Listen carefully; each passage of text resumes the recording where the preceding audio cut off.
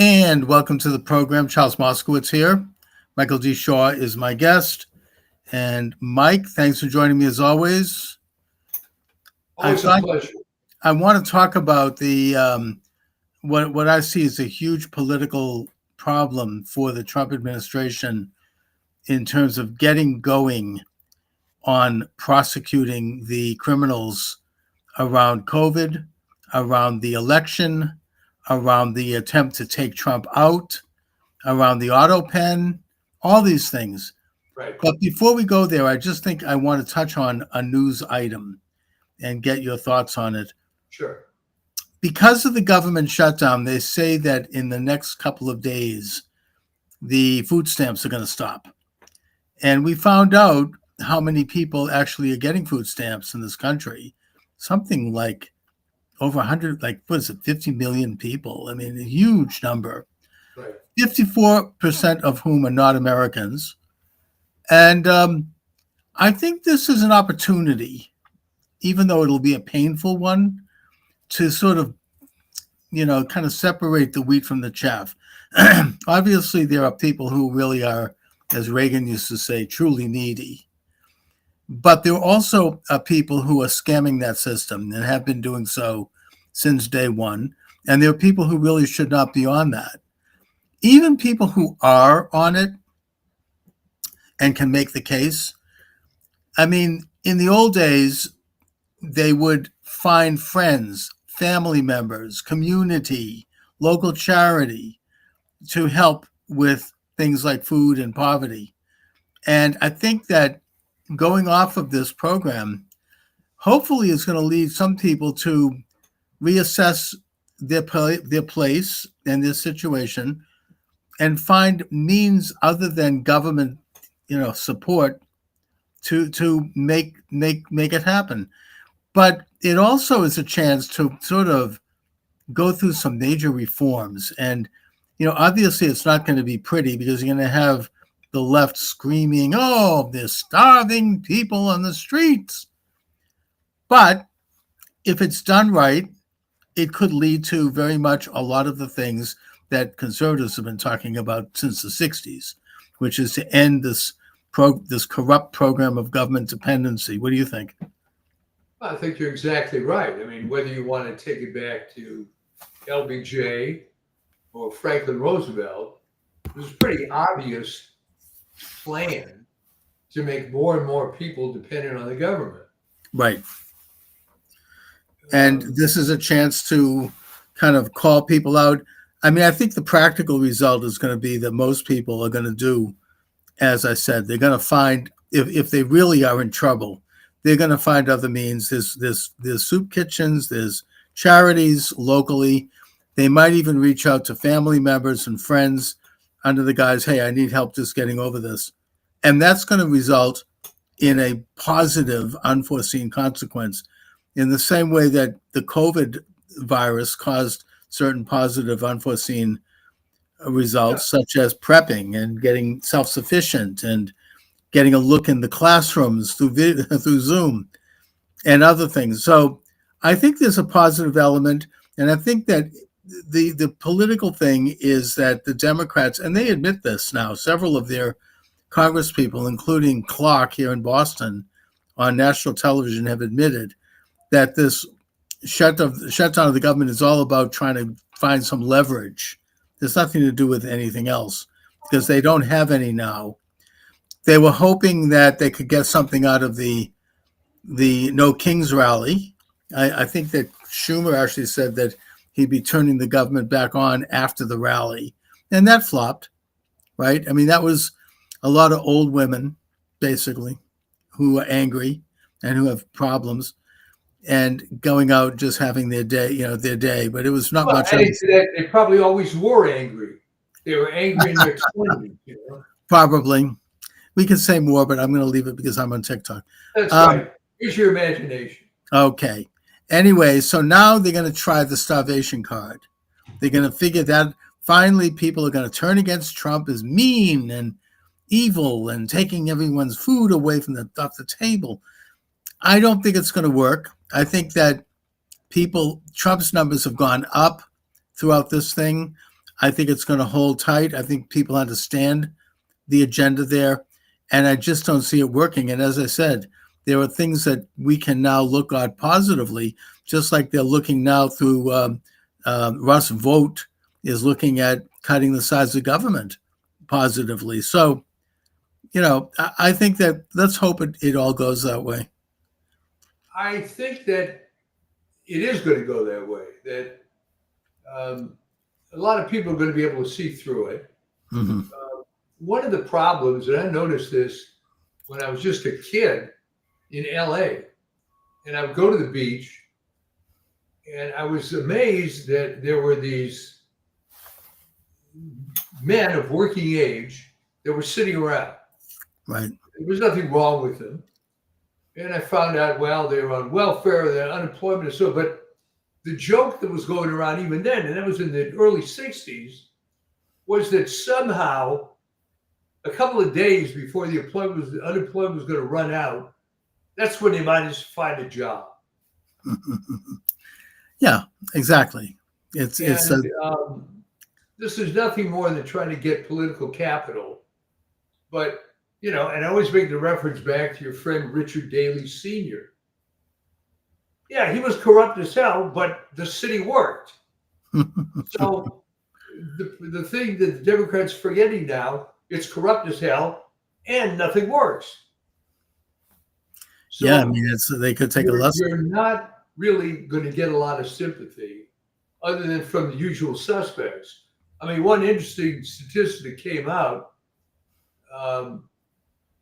in New York, Mamdani has essentially no support from blacks or Latinos. Mm-hmm. Because they know the score. Liberal whites. Yeah, they know the score, and I mean, it'll be horrible if he's elected, but politically it could be good for Republicans because he's a radical Islamist communist. And I mean, when you get somebody like that in office, once they're in there, it's very difficult, if not impossible, to get them out. Well, look at Sadiq Khan in London. Yeah. And there's another Mamdani type guy running in Minneapolis, I understand. Right. And their connections to, in the case of Mamdani, he's now connected to one of the plotters of the World Trade Center attack. Yeah. I mean, so, it's just very bad news. I think that to go to the issue of the deep state, there's so much now that's being revealed. Jack Smith spying on hundreds of Republicans, including members of Congress. Now, right. Nixon, people went to jail in the Nixon administration for a lot less than that. I mean, John Mitchell, the Attorney General, went to jail and did nothing. I mean, he just knew it's because he went to jail for knowing about things. And yet, I don't see any charges being brought. I think that people like Jack Smith and like these corrupt judges and, the people that went after Trump with the lawfare, they need to be prosecuted. They need to be brought in. They need to be tried. They need to be convicted and jailed.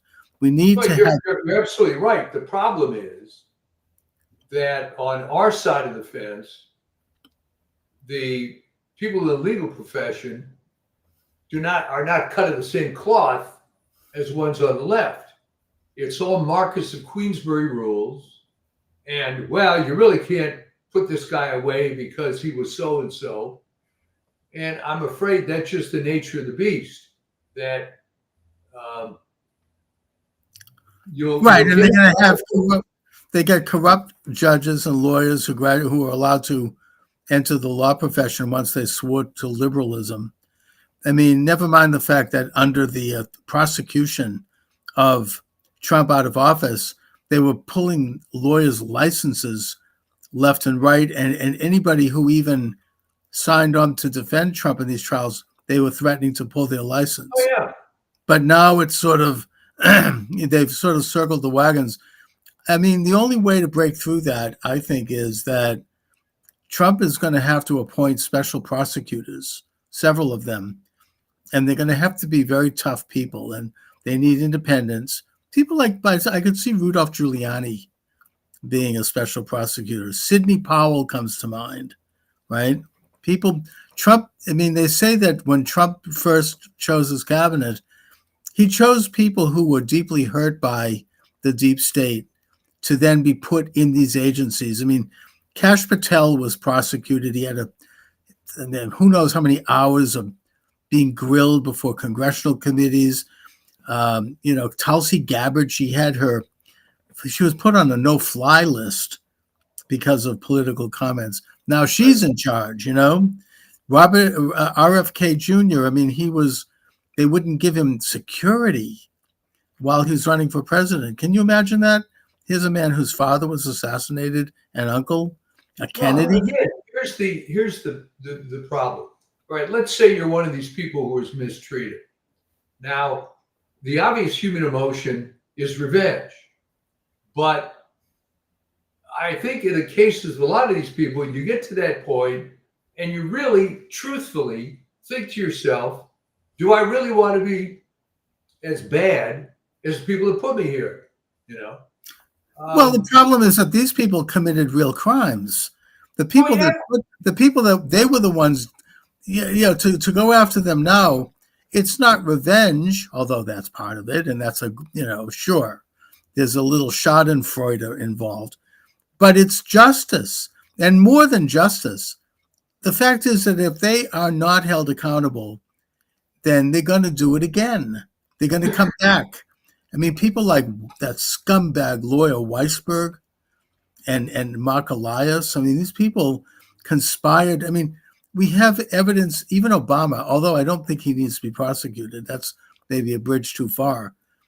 But declassified information shows that they were plotting in the White House to cook up this cockamamie conspiracy theory that Vladimir Putin colluded with or conspired with Trump to steal the 2016 election. You had those 54 former intelligence officers sign that letter that was published in the New York Times saying that the Hunter Biden laptop was was part of Putin, it was another, the Ruski conspiracy again. They knew it wasn't. Even the New York Times admitted that 6 months later. Look, I agree with you. After everything was safely done and Biden had been installed, then they, in order to maintain a shred of integrity, those people should be prosecuted. Those are crimes. They are former intelligence operatives lying in public about something. I mean, that's seditious. Here's what happens, though. People get softened by age and by being in the office. The best example I give you is Barry Goldwater. Right? Toward the end of his life, he really turned soft. He got tired. He got tired. After it wears down on you. I mean, look at what they did to Joe. We talked about what they did to Joe McCarthy. I mean, he resorted to the bottle. I mean, it's very difficult to stay the course, but they have to do it. I mean, there are younger people now involved. If they don't do it, then they're going to do it again. They have to do it for the sake of the country. I mean, Trump is suing his own government for the harassment that he underwent. Now, I hear the liberals over at MSNBC say, look at how greedy. This is terrible. I hope he gets twice what he's suing for, because what they did to him should not be happening in this country. This is what happens in Stalin's Russia. You go after the opposition, not on ideas, not even on hardball politics, but using the legal system to try to put them in prison, to bankrupt them, to kill them. You can't have that you can't have that happen, but you can't let it go and not bring justice. Human nature being what it is, those are the kind of people that are probably not going to react the way you want them to. Okay, look at Peter McCullough, how he was dragged through the mud. He could have gone on any TV show in chapter and verse, gone after these idiots, but he felt somehow that was below the dignity of being Peter McCullough. Now, I get that. So I'm afraid that if you look at the other side, they have no dignity, they have no self-respect, they have no code. They're going to do what they're going to do. I think they should be squashed like bugs, personally. Yes. I'd go probably farther than you're talking about. But the problem is that the people that were hurt, with the exception of Donald Trump, doesn't seem to be their personality. Maybe they're thinking that they're going to destroy the very institution that they're trying to defend.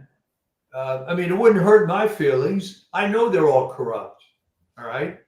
But maybe they're still trying to maintain this illusion that it's all going to work and we're all here for you.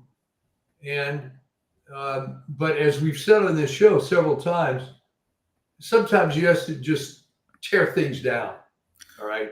Well, I think Trump has surrounded himself with some pretty tough people that seem, at least we thought they were, people like Kash Patel and Dan Bongino and, Ratcliffe, I think is pretty good, and Kennedy and Tulsi Gabbard.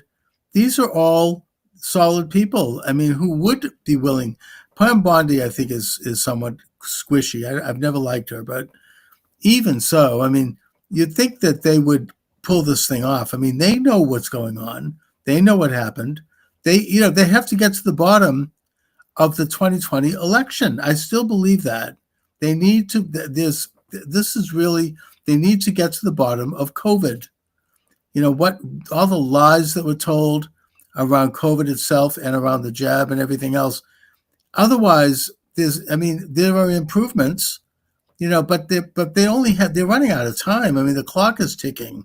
They need to do, Steve Bannon says that they'll find a way for Trump to serve another term. I hope he does, but I'm not so sure that's going to happen. I'm not sure how they're going to be able to do that. But well, there's ways. We talked about this. You could have J.D. Vance run for president and Trump vice president. And the minute that Vance is sworn in on Inauguration Day, he immediately resigns, and then Trump steps up to the podium, and he's sworn in. That's how it can happen. At least that's one scenario. And then Trump appoints Vance back as vice president. Maybe the people involved are having this dilemma. All right, let's talk about COVID. All right. Well, before we talk about COVID, I'm going to say goodbye to TikTok. TikTok, people watching, this is a verboten topic on TikTok, so I'm sorry about that. You'll have to check out the show on Rumble, but I'm not going to stay on TikTok because I will be banned. So thanks for watching, everyone on TikTok. Have a great afternoon. Okay. So much for that. Right. The trouble is that if you really want to get to the bottom of COVID, you're going to have to reveal the soft underbelly of how bad the healthcare system is.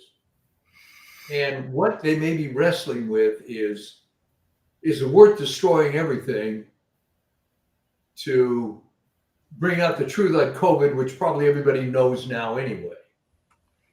Yes, I believe it is. And it's not going to destroy. So do I. It's not going to destroy anything. It's going to break through all the lies. This thing, it goes back I would trace it back to the Flexner report of 1910, but let's not even go that far back. Let's go back to the late 1950s and the introduction of fluoride in the water, or the fluominamide, or whatever, all these sorts of things.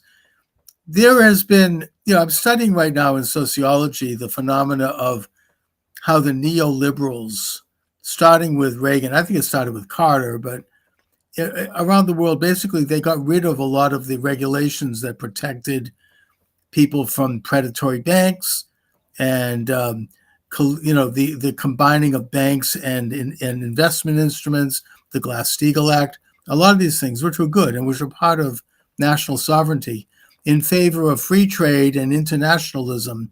And the result was the crash of 2008 and the development of these enormous combines of wealth and this consolidation of businesses into just a few hands and a lot of other things. Big Pharma is part of that. They have it worked hand in glove with government agencies, mainly because they corrupted them with the amount of money involved. And the result in this case has been that it's cost lives. It's cost people's health. They're promoting products and denying, banning other things that might be easier and cheaper, like ivermectin, because it's generic and it's cheap, because they're making huge amounts of money. And there's also a world order component to it, but that's another subject. The point is that it's sort of this neoliberal movement that Trump is standing up against by bringing back nationalism, populism, localism, back to the functioning of the sovereign state. And they have to go after the farmer. Okay, but Jeff, they have to go after it. But as we've said on earlier broadcasts, some things can't be reformed, and they have to be torn down and started again. And what's been done to the healthcare system?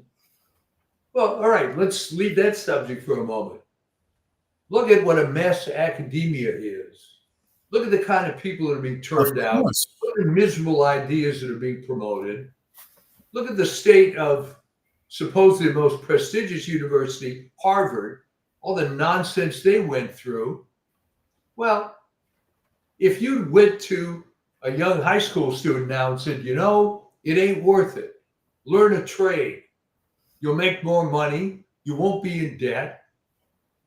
But now you're going against the tide, big time. And the government has spent trillions of dollars supporting academia and so-called quote unquote research.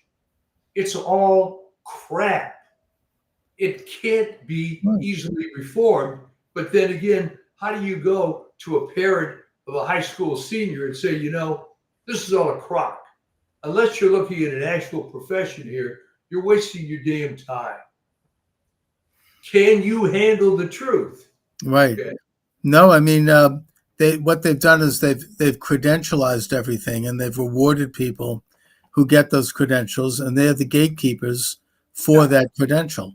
I think about, Sigmund Freud. We've talked about this. He spent most of his time inventing psychology as a business. Yeah. And getting it declared to be a science. Now, I'm not against psychotherapy. That's not the point. The thing is that it became like an entity that would be taught in colleges. You had a department of psychology.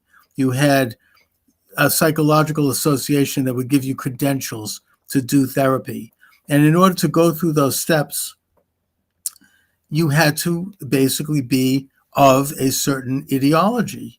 You had to conform to a very set principle. Last time we talked about how this affects the music business, right? You had to go through gatekeepers. It's changed, fortunately. And you had to have a certain sound, a certain look, a certain message. And if you didn't get anywhere. You were never heard. They decided who was in and who was out. And that's what's happened with the whole rotten business of academia. You have to go in order to get some kind of a entree into polite society, into jobs, into business, into career. You can't just go it alone. They've set it up that way. It's like a gigantic cage, that people are, there's no way, there's very few people can get around it. And there's a sociological term for this. I think it was Max Weber who developed this idea of the iron cage, and it was right that you basically the pathway to success and to being relatively stable is limited, and it's informally limited. And it sort of goes to what you're saying. The only way to get out of it is to just burn the whole thing down. I don't know. I mean, how else? But it's very difficult. I mean, questioning COVID and the way it was handled puts you completely up against the healthcare establishment. And that's that's such a that is still such an emotional issue. I know people. I can't talk about that now with a lot of people that I know, and respect. It's just one of these subjects that people, I don't think in their lifetime, but that, maybe it was because the fear factor with it and the propaganda, and, it's just people got wrapped up in that. Maybe it's an example of mind control. Well, it started innocently enough. I mean, the big vaccine thing was with Salk and Sabin. There was the scourge of polio.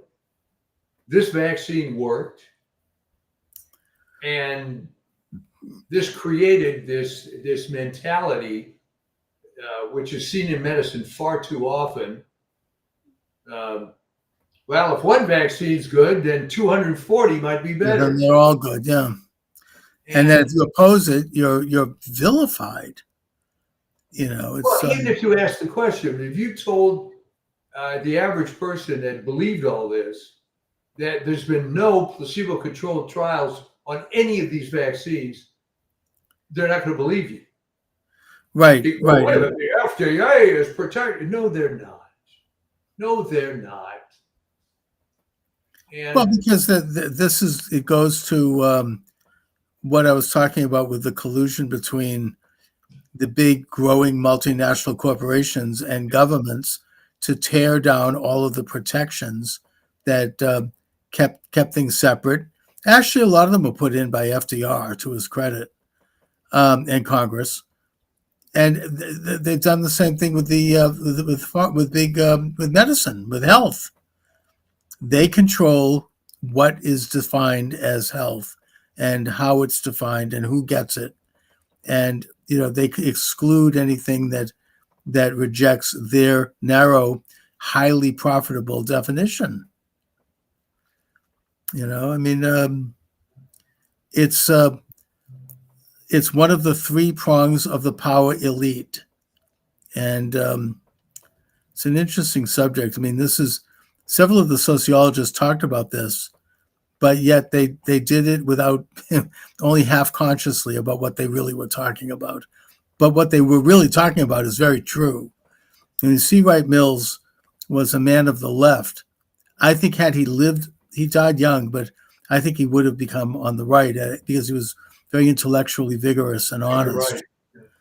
But we don't know that. But the point is that he developed this theory showing that the power elite has three components: the military component, the business or the corporate component, and the prestige component.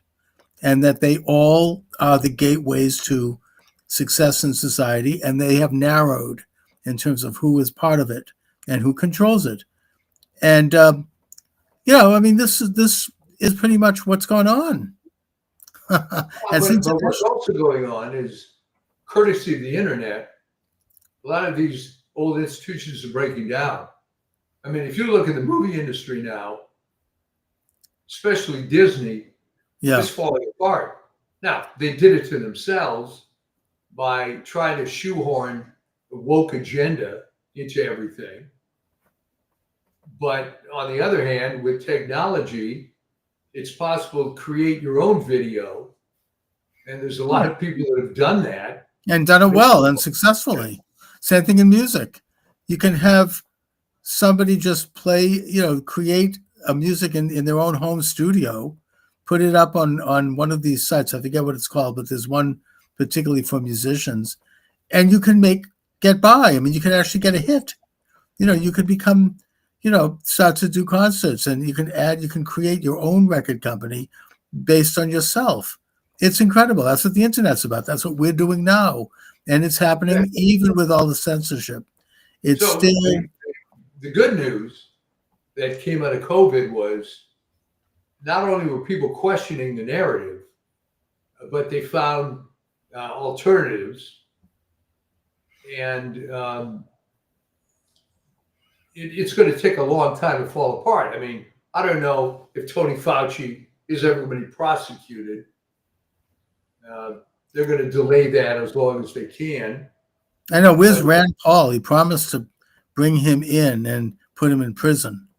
I think that's somebody that needs to be exposed. I think that his career and this cult-like movement around him is dead, even among the left. And I think that, I Well, mean, they're hoping you forget he exists, right? Meanwhile, he's some 85-year-old guy just languishing uh, in Bethesda, wherever the hell he lives. And that's fine, um, because now it's the old story. Let's say you go out and prosecute him. Well, I'm just an old man living on a pension, and hardly. I mean, he had his name attached to all these patents, and then he attached other people's names to other patents as favors. And he's I think he's pretty well off. I well, mean, he is well off. But the thing is, if you go too deeply in attacking Fauci, you're going to see how corrupt and rotten the whole thing the is. whole rotten thing. He's not the only one. But they have to do it, and it's been done before. Never fully. I'll point to the Reese Committee of the late 1950s. They investigated foundations. Now, look, their foundations are still here, and they're still paying for every kind of subversive thing you can imagine. But at least they set it back and exposed a lot.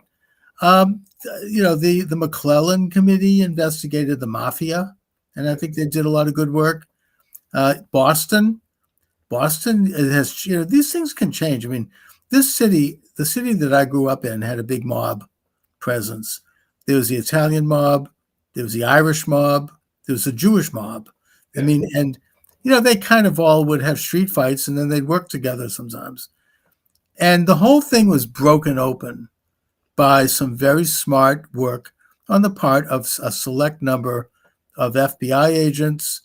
And they had a good judge, Judge Kottmeyer, Diane Kottmeyer, who heard testimony in secret and allowed them to bug the office of Jerry Angiulo on Prince Street in the North End. And they did some other things, and they got it done, and they got these people taken off the street and convicted and put away for life. And it really did break the back of the mob. Boston is a very different place. Whitey Bulger, all of it. Billy Bulger, the Bulger clan. The McLean group out down in New Bedford. I mean, I know something about this. My family knew something about this back in the day. But these were pretty bad people, and they were terrorizing Boston. And they are no longer here. Boston is much better today because of that. So you can make change.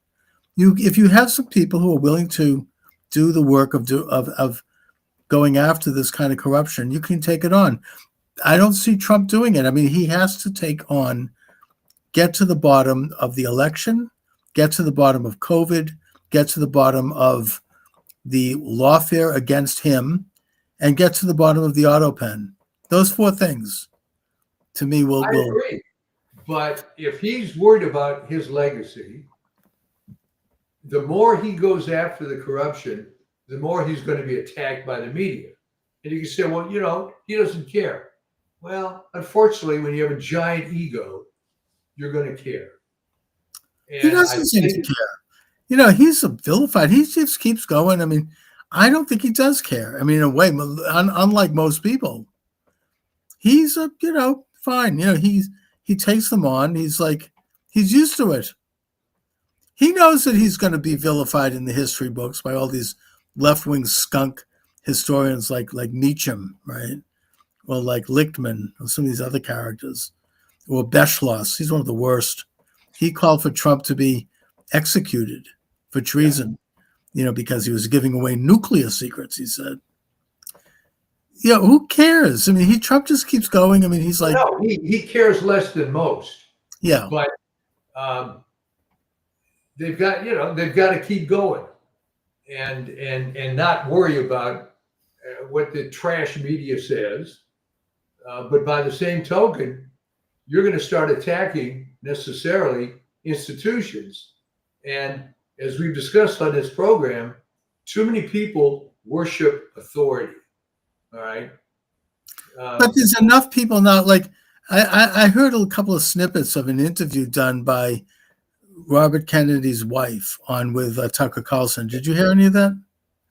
I saw some scenes. A couple of clips of it, and she's a liberal Democrat. I mean, she's not like on board politically, but she said that the attacks against him when he was running and the hatred and the vilification even in his own family. I mean, horrible. I mean, they came out against him getting extra Secret Service protection. Can you imagine that? Their father was murdered by, an assassin, and yet, Well, I and it's can the imagine it mother. because look at that family. Look at the useless progeny that came out of that family and the few that you remember of actually doing anything. Oh, they're really. I mean, they talk about like a weakening of the of The the gene breed. I pool. mean, yeah, but the point is that even so, I mean, they they're expressing stuff that is typical of this view. I mean, apparently she said that at Ethel Kennedy's funeral, their mother, Robert, RFK Jr. got up as a speaker, and his brother, who's a real hothead, the former Congressman Joe Kennedy, he got up and he started screaming at him and swearing with the most vulgar terms. This was at his mother's Yeah. funeral in a Catholic church in front of the Well, they're priest. not, Chuck, I hate to break this to you, but they're not good people on the other side. No, I mean, this is ugly, but I mean, I know what was going on because I know people like that in my own circles that have become so deranged and so like out of touch with I mean, it's I should have saved this article, but there was a good article in the Gateway Pundit with this, I forget his name. I'll look into it. Maybe we should next. I'd like to get him on the show. He's a psychotherapist, and he said that the majority of people who attended the King's rally, who was just like Kennedy's family, and I saw them. These are women, and again, we're not on TikTok, so I'm not going to get banned for saying it. Who have mental problems? They are. If you take a look at the population that needs therapy all the time, and that is on psych drugs, right? Mood enhancing. It's mostly these women. You don't see too many conservatives on psych drugs. You don't see too many conservatives who go to therapy. I have nothing against therapy. If they do go, it's to deal with a very specific problem that they're trying to sort out. There's been a trauma. Somebody died. Is that some generic? No, it's like they might have had a bankruptcy or a divorce. I mean, there's something that they want to talk through, which is a good use of therapy. But the point is that with these women, it's their life. They're on therapy for 20 years, and it's constantly looking at their navel and just sitting there like it's like a social hour. Well, And that's right, because remember, these are the same model UN people that find out that the world isn't really like that. And it just kind of destroys them, Now, what normal people do when they get out of junior high, and they realize that maybe the real world is not exactly the model UN, and maybe you're going to have to figure out how to deal in the real world. Or not. right. Okay. And that's why I think they're so angry. They have to be protesting something, whatever it is. And that becomes their life rather than, actually trying to accomplish anything meaningful. It's very sad, but you reach a point where. But it's become an epidemic. I mean, there's so many of them. I mean, I saw them all. I went to several of the No Kings rallies, which to me, it's sort of like it's like I feel like I'm a zoologist on a trip to Africa to go into the wilds, right? And look at the wild animals in their natural habitat and with a clipboard, do some research. To me, looking at the No Kings rally is like that, as sort of a small s social scientist. And they were very angry, deranged, older, white, suburban, well-educated women. I'm sorry, that's the core. That is the core of Trump haters. Now, fortunately, you have some great women that are in the Trump administration, right? That are not at all part of this. In fact, I think that Laura Ingraham, she just had on Molly Hemingway, who's a great thinker, who said as much, that it's angry women that make up the core of this anti-Trump movement. And they're not rational, and they're not emotionally, even mentally well. Now, I'm sorry to say that, and I'm thinking of a few people when I say it, but I bet you are. yes, but it's like it's become epidemic.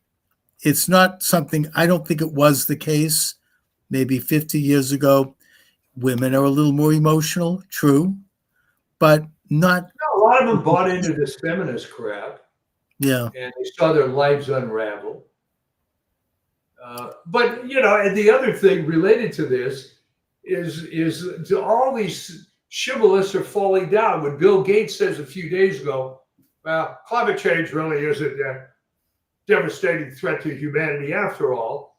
And the reason he said it was that all these big tech companies need a lot of power to run these data centers, right? Oh yeah, sure.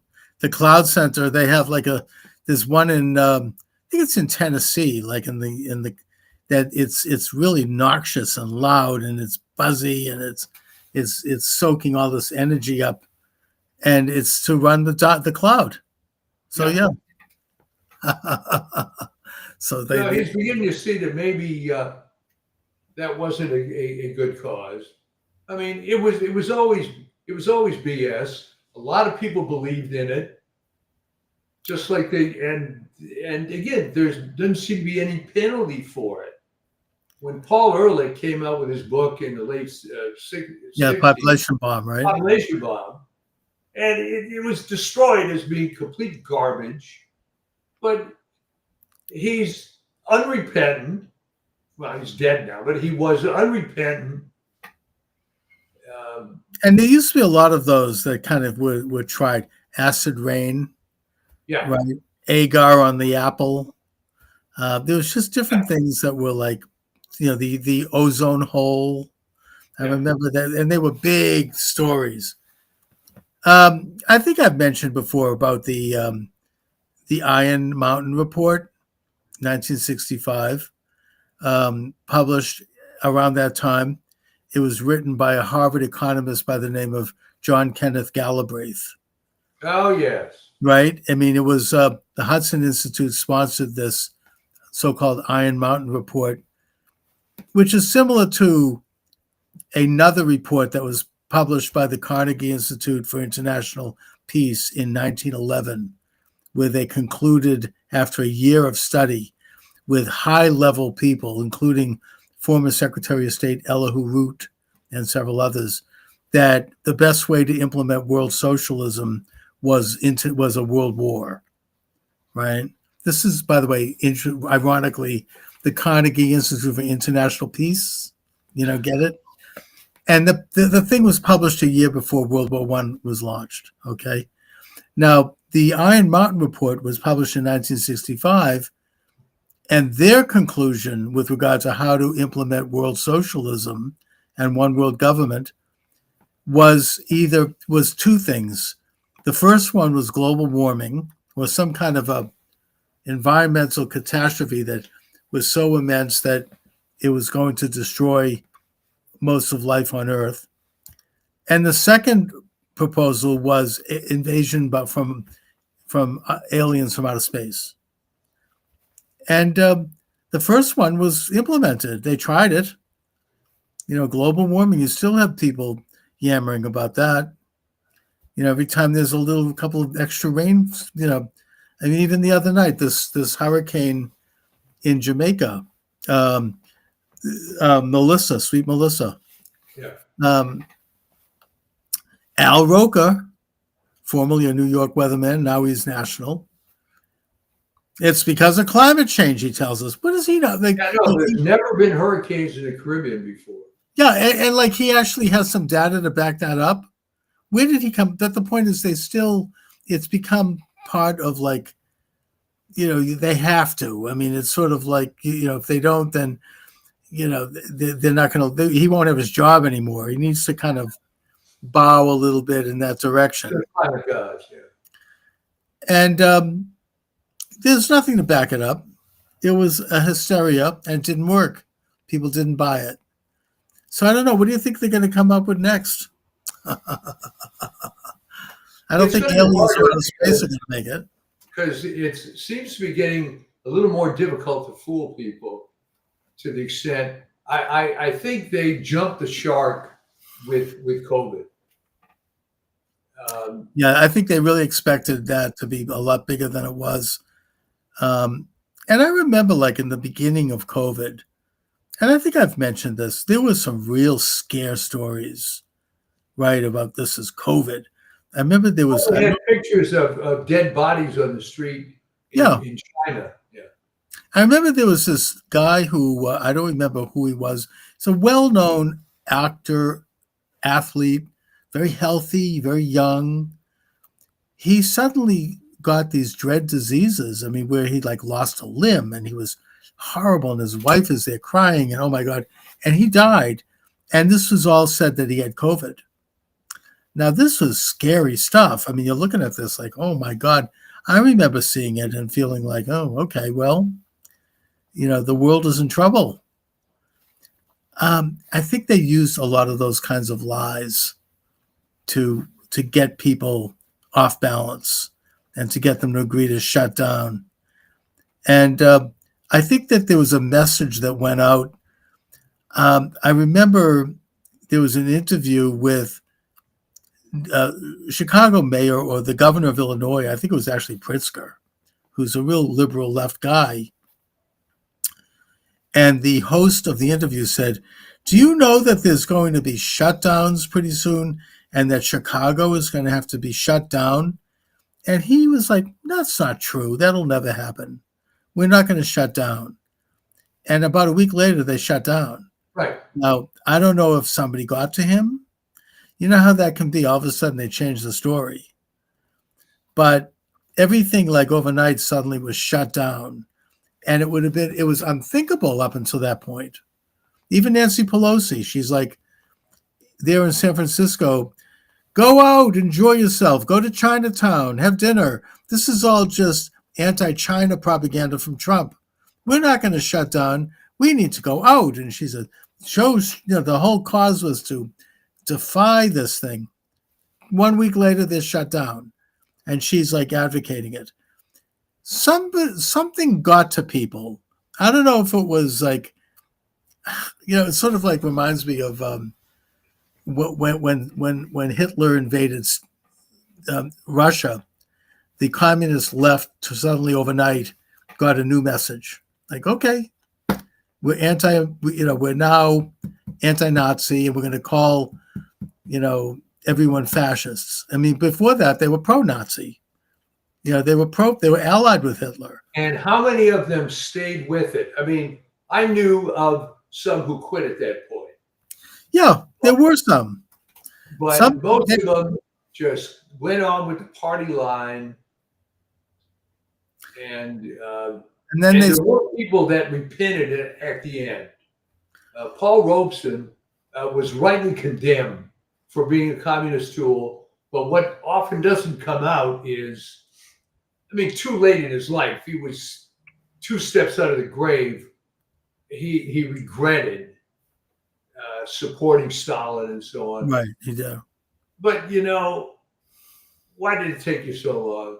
Like, yeah, I'm glad you saw the light, but good God, really? Yeah, that's what happens. I mean, Emma Goldman's another one. She realized after she'd been exiled out of the country because she was involved indirectly in the assassination of William McKinley.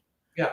And then she was like, the anarchy of the deed or something, she had a slogan. And they had that anarchy moment in 1919 when A. Mitchell Palmer, Attorney General, rounded them all up and put them on a boat and sent them out of the country. And she then regretted it after the fact, looking back and saying, I really didn't appreciate what I had in America. And, but of course, the historians don't report that aspect of her even. Yeah. They don't mention that. But I just wonder if there wasn't something like that going on with COVID.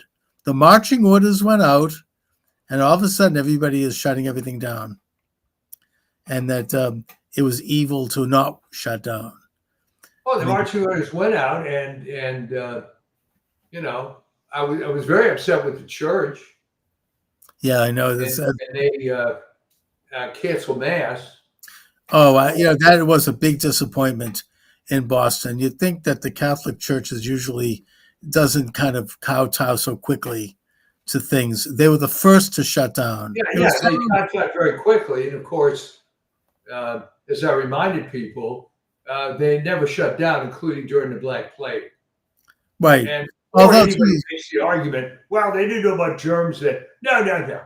They knew damn well that something was contagious. They didn't know what was causing it directly. But no, the church really disappointed. although there are some exceptions, there was a renegade priest in Boston at St. Columkill, I think it was, who was delivering a confession in the parking lot with a little, kind of like booth, and he was doing services. Like, he found a way to do it, but for the most part, yeah, I mean, they just shut down. Well, even the ones that were trying to go around it were getting squashed. I mean, back when I lived in Virginia, it was a very conservative parish. And what had happened the very day that this pronouncement came out, I remember it was a Tuesday. I happened to be there for a weekday mass, and the priest came out and said, okay, we are not supposed to celebrate public masses anymore. However, I'm a priest, and I always do an individual mass of myself every day. Those who wish to remain and watch me do my own private mass, and who wish to maybe communicate via these hosts that are going to be right here. All right. He got away with that for a very short period of time. Right. And then even a conservative parish and in a relatively conservative diocese, the hammer went down. No, I know. But even like my rabbi, who was very liberal, he didn't totally play ball either with COVID. I mean, he continued to hold services on Shabbos. He set up Zoom cameras for people to see it from home, but he continued to have a minyan. He continued to hold the service. People had to wear a mask, but this was at a time when everything was completely shut down, and he didn't do it. He continued in some capacities. So there were people who didn't. Well, there were people that fought it, and interestingly, and I know one of the guys who ran a restaurant, actually in Thousand Oaks, a suburb of LA. And the Ventura County Health Department kept going and threatening to shut him down. He was the only place serving lunch that was open. Yeah. I mean, there was some of that. People were being penalized. He didn't care. All right.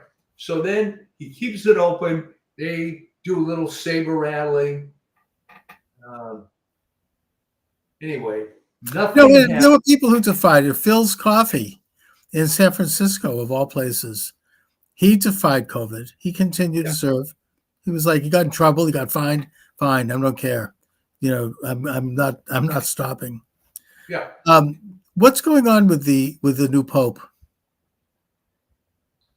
It's still hard to tell. He's certainly an improvement over Francis. Yeah.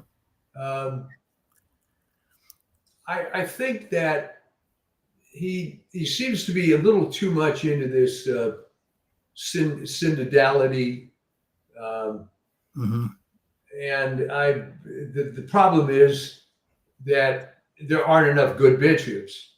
So if you have this collegial situation, this may backfire. There's still movements trying to bring more liberal aspects into it, but he's certainly better than his predecessor. Right. Okay. And I like the fact that they put in an American. Hopefully they'll bring more Americans back to the church. But I think he's poking his nose into American politics with his swiping at Trump for closing the border. And for some reason, the Catholic Church the American Church has been on the spearhead of open borders and, illegal immigration. I mean, right? Catholic Charities is Well, the Catholic main. Charities was co-opted a long time ago. But I mean, this Pope seems to be on board with it, and I've heard Jeff Cooner has talked about this. He's a pretty conservative Catholic. He's a talk show host on WRKO. Said that priests keep pounding away at this issue every Sunday. The importance of the immigrant, and they call it immigrants, and helping the people come in, and all. It's a great moral cause, and Catholic Charities has been on the forefront of it. Trump cut the funding. One of the first things he did. There are two other religious groups that are second fiddle to the Catholic Charities, one of which is Jewish, and that's SIAS, and the other of which is Lutheran, and that's the Lutheran whatever. Yeah. But Catholic Charities has called the shots. I mean, they are the main bulk of this movement. Well, you realize who turned Catholic Charities was none other than your friend Saul Alinsky. What did he have to do with Catholic Charities? Well, he was heavily involved in setting the agenda, and it comes down to, they haven't trademarked the word Catholic. Okay, so there was some case some years ago, and this is one example of some Catholic-owned printing company refusing to do circulars for quote-unquote Catholics for choice. All right. Oh, boy. They're not Catholic, all right, but they could call themselves that. Yeah. And, there's not a whole lot you can do to enforce the copyright, so to speak, when a large percentage of your bishops arguably aren't really of the faith. And, as good as Pope Leo may be, this rot has been involved with the Vatican for so long. This misplaced charity. Well, at the same time, I mean, there's been no greater charitable organization in world history than the Catholic Church. Oh, no. I mean, I'm not saying that everything Catholic Charities does is bad. Most of it's good. But this one issue they seem to really be focused on in a way that seems to dominate the conversation. That's all. Well, they seem to forget that the social welfare aspect of the church is only one part of it. The main idea is to save souls. Right. And, doing good works, that's great. But to focus on that to the point where a lot of rot is able to seep in with all these so-called charities, that's the problem. Right. I mean, it's a very good job of stewardship for any of this stuff. Peter's Pence, which is a collection that's taken up on Good Friday, it really fell into disrepute because Francis was caught giving money to Democrats. Oh, So yeah, there's been the political. They've even made inroads into the church, which is too bad because the church was one of the real bulwarks against that. I mean, obviously the National Council of Churches, which is the main Protestant group in the United States, was outright communist, run by the Red, what was his name, Ward, Minister Ward. He was a communist. So the Catholic Church had always stood up against it, which is why they've always been attacked. And especially, like the Boston Globe has had a long vendetta against the Catholic Church because they don't fall. They're not easily pushed around by these left-wing agitators who make their way into the inner circle. It's not so easy with the Catholic Church. Yeah. So, I mean, I hope that it remains that way. Well, I mean, it's a human organization, and there's going to be some bad actors involved. And that's why I tell people that it's very important that the model for the church is the Virgin Mary. It's not any man, all right? So you have to keep that in mind. There's always been bad popes, bad bishops, but there's a lot of very holy people involved here too. Yeah, and it seems to always correct itself, and the basic core remains pretty solid. That's right. I mean, but the time scale is frustrating for people. You have a 2,000-year-old organization, so change does not happen quickly. Right. That's right. It's a long view. Well, it's one of its powers. Yeah. So anyway, Mike, what do you have coming up on your Substack? Anything? Yeah, I got a couple of things I've been working on. I guess there's so many things to be upset about. Yeah. It's almost like I'd write a piece where I just have bullet points. You know? Right. I mean, something that's, just to briefly, that I found extremely aggravating is this business of certain cities setting up like apps to detect ICE agents. Oh. That is so. I would think that's putting federal employees at risk is a crime. That to me is so. And that Congress, I think, put this app up for a while. That's really aggravating. Well, it's very aggravating, but then you have to look at the institution. Who gets elected? How many of these people are worth anything? Right. That was one of the problems with universal suffrage. If you're some schmuck that has no assets, has no nothing, you have no stake in the community, but your vote is equal to mine.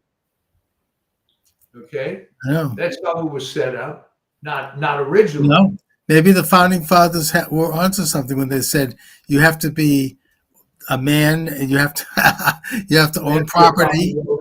You have to have some stake in the community, and you have to be over 21. But the problem with writing about all this negative stuff is, and this will be a funny anecdote to end this thing. When I was working at KLA, which was the UCLA radio station, we would have these brainstorming sessions to come up with new programs. And some girl says, well, why don't we have Debbie Downer? I said, what the hell is Debbie Downer? She said, there's a skit on SNL. It's just going to talk about all the negative stuff of being a student, all the terrible things that are happening. And it seemed like a good idea, kind of at the time, for a few seconds. Yeah. But it's like, after reading, after having the show for a few episodes, why would anyone tune in? Right. Oh, there was a skit on SNL that was based on that. That was actually hilarious, but it was making fun of it. It wasn't real, No, they wanted to do it for real, and people would tune in a couple of times. But hey, you got enough negative stuff going on. You have to have someone remind you about it. If you want to see that, you get plenty of opportunities on NPR, right? Anyways, so I'll talk to you next week. All right, sounds good.